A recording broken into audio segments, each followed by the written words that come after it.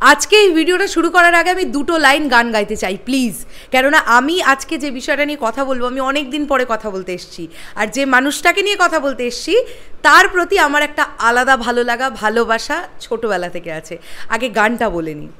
গানটা হচ্ছে, হে ধুম ধারাকা মস্তি হবে আজকে সারা রাত, হে বুক পকেটে জিগর নিয়ে করবো বাজি মাত, হে জমবে এবার খেলা সব হিসেব বোঝার পালা, হে পাঙ্গা নিলে আস্ত গিলে নেবো রে সালা, রাগাড়া রাগাড়া রাগাড়া রাগাড়া রাগাড়া রাগাড়া রাগাড়া হয়ে ব্যাপারটা অন্যরকম ছিল না যখন রিলিজ পেলো। মনে করে দেখো, উদয়ন সিনেমায় আমি, প্রিন্স মহারাজ, সৃঞ্জয়, ছোটদা সবাই একসঙ্গে প্রচুর নাচানাচি করেছিলাম। এখন কথা হবে চেঙ্গিজ নিয়ে। নমস্কার বন্ধুরা, আমি পৌশালী, চলে এলাম আরও একটা নতুন ভিডিও নিয়ে। আমি অনেক ইরেগুলারলি ভিডিও দিচ্ছি, কেননা আমি খুব ইম্পর্ট্যান্ট একটা কাজে একদম কলকাতার বাইরে আছি, অনেকটা দূরে আছি। তো আমি একটুখানি ফ্রি না হলে একটু ভিডিও দিতে আমার ডিলে হচ্ছে, একটুখানি আমাকে মাফ করে দিও। যে আপডেটটা এসছে সেটা একটা দারুণ আপডেট। দেখো, এটা তো ঠিক যে আমাদের ভাবতে এটা খারাপ লাগছে যে day by day, year by year যদি আমরা দেখি, বাংলা ইন্ডাস্ট্রি, পার্টিকুলারলি বাংলা ইন্ডাস্ট্রির ফুটফলস, বক্স অফিস কালেকশন দুটোই কিন্তু কমছে। অন্যান্য ইন্ডাস্ট্রির যেখানে আমরা দেখতে পাচ্ছি বাড়ছে, সেখানে বাংলা ছবির ফুটফলসও কমছে। ফুটফলস কমা মানেই বক্স অফিস কালেকশনও কমছে। তো যদি আমরা 2022 দেখি, সেক্ষেত্রে 77 crore রুপিস বাংলা ইন্ডাস্ট্রি থেকে কালেকশন হয়েছিল বাংলা ফিল্ম দিয়ে, আর সেটা 2023-তে গিয়ে হচ্ছে 66 crore। 2024-এ কি আরও কমে যাবে? তবে একটা ভরসা থাকছে, 2024-এ মানে বেশ বড় বড় কিছু বাংলা ছবি আসছে, যেগুলো অডিয়েন্স যদি বাংলা সিনেমাকে সাপোর্ট করে হলে যায় তাহলে ফুটফলসও বাড়বে। আর আমরা অ্যাটলিস্ট এটা আশা রাখবো যে 2023-এ যে ফুটফলসটা অ্যাটলিস্ট ছিল সেটা থেকে যেন না কমে যায় 2024-এ। যেটা জানতে পারছি confirm by Taran others, Bollywood হাঙ্গামাতে এই খবরটা বেরিয়েছে যে 2023-এ যতগুলো বাংলা সিনেমা রিলিজ হয়েছিল সব থেকে বেশি ফুটফলস দেখা গেছে চেঙ্গিজের ক্ষেত্রে। এবং এখান থেকেই তোমরা বুঝবে যে এই মানুষটা, মানে জিদ্দার যে অরাটা তিনি ধরে রাখেন, যে হোল্ড করেন যে অরাটা, সেটা অনেক অডিয়েন্স পছন্দ করে এবং এই সুপারস্টারডমটা দেখতে তারা হলে যায়। আজকে সাউথ ইন্ডাস্ট্রির ছবি নিয়ে আমরা যখন, ধরে নাও আমি একটা কথা বলছি, ধরো থালাপতি বিজয় বা আল্লু অর্জুন বা রকিং স্টার ইয়াশ, তারা যখন স্ক্রিনে আসেন তখন মানুষ হো হো হো হো করে এন্ট্রি সিনে চিৎকার করে, সিটি দেয়। আজকে এই বিষয়টা কোভিড পরবর্তী সময় থেকে একমাত্র জিদ্দা করেছেন, যার এন্ট্রিতে প্রচুর সিটি পড়েছে, হাততালি পড়েছে, এবং মেনস্ট্রিম মাসালা ফিল্মে অবশ্যই এটা মানতে হবে, না হলে এই ধরনের হাততালি সিটি পড়ে না। তো যেটা জানতে পারছি, চেঙ্গিজ কিন্তু 2023-এ ফুটফলসের দিক থেকে অনেক ছবির থেকে এগিয়ে আছে। অনেকটা হয়তো এগিয়ে নেই, বাট এগিয়ে তো আছে। আমরা এটা নিয়ে সেলিব্রেট করি না?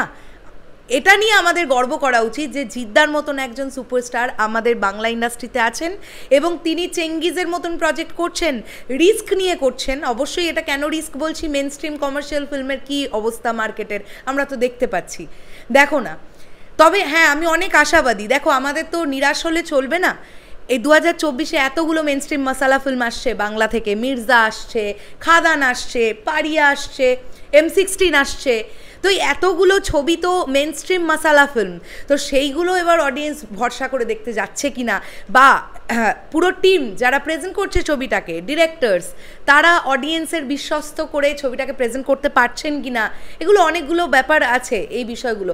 তবে আমি এখনও ভরসা রাখি, যদি পুষ্পা 2, KGF চ্যাপ্টার 2, কান্তারার মতন ছবি যদি কোটি কোটি কোটি কোটি টাকা ব্যবসা করে নিয়ে যেতে পারে আমাদের ওয়েস্ট বেঙ্গল থেকে, যদি জওয়ান, পাঠান, ডাঙ্কি, সালার এত কালেকশন করতে পারে, তাহলে আমাদের বাংলা সিনেমাও পারবে। শুধু চোখটাকে একটু বড় করতে হবে, যেটা অলরেডি বাংলা ইন্ডাস্ট্রি শুরু করেছে। বড়ভাবে ভাবতে হবে। আমি একজন প্রডিউসার, আমি আজকে 1.5 কোটি টাকা দিয়ে একটা ছবি বানালাম, আমি সেই ছবি জানি আমি ভাই OTT আর স্যাটেলাইটে বেচে দেবো, আমার বাজেট উঠে এলো, চলো আমি গেনার ভাই, শেষ। এটা প্রডিউসারের মেন্টালিটি থাকলে চলবে না। প্রডিউসারকে ভাবতে হবে আমি যে ছবিটাতে লগ্নি করছি সেই ছবিটা কি আমি হলে চলার জন্য তো করছি, যদি তাই করি তাহলে সেই ছবি আমার হলে কতটা চলবে, হলে চলার জন্যে যা যা পোটেনশিয়াল দরকার সেইগুলো কি ছবির মধ্যে দেওয়া যাচ্ছে, এটা ডিরেক্টরকেও দেখতে হবে, সমস্ত ডিপার্টমেন্টের যারা হেডরা আছেন তাদেরকে দেখতে হবে, সেরকম বিশ্বস্ত বানাতে হবে। আর আমার মনে হয় 2024-এ এরকম বিশ্বস্ত কিছু কাজ তোমরা দেখতে পাবে। আমি অনেক আশাবাদী থাকলাম 2024 সালটা নিয়ে, খুব ভালোভাবে হোক, যেন দিন দিন আবার 2024 সাল থেকে আমাদের গ্রাফ রেটটা যেন উঠতে থাকে আর যেন নেমে না যায়, কারণ আমরা দিন দিন তো গ্রাফ রেটটা আমাদের নিচের দিকে নামছে, এটা আমাদের ইন্ডাস্ট্রির জন্য খুব একটা ভালো নয়। যখন শুনি না ধারে কাছে টেকনিশিয়ানসদের কাছ থেকে, তারাই আলোচনা করেন যে বাংলা ইন্ডাস্ট্রির মধ্যে আর কিচ্ছু নেই, শুনতে খারাপ লাগে। আমাদের ইন্ডাস্ট্রিও কিন্তু একটা সময় এমন দিন গেছে কিন্তু যে শোয়ের পর শো ব্ল্যাকে টিকিট বিক্রি হয়েছে। হ্যাঁ জানি এখন অনেক মাধ্যম আছে, ওটিটি চলে এসছে, অনেক ভালো ভালো প্রজেক্ট রিলিজ হয়, তবে এটা তো মানবে তোমরা, মাসালা ফিল্ম 70mm স্ক্রিনে দেখার মজাটা তো আলাদা আছে ভাই। তো যাই হোক, all the best to Genghis team, and all the বেস্টের থেকেও বড় কথা কনগ্র্যাচুলেশনস টু চেঙ্গিস টিম। এত ভালো একটা প্রজেক্ট, অবশ্যই এটা আমরা সবাই আশা করছিলাম, কেননা নীরজ পান্ডের মতন নাম এই প্রজেক্টের সঙ্গে জুড়ে ছিল, এবং ভালো লোকের তো ভালো লেগেছে।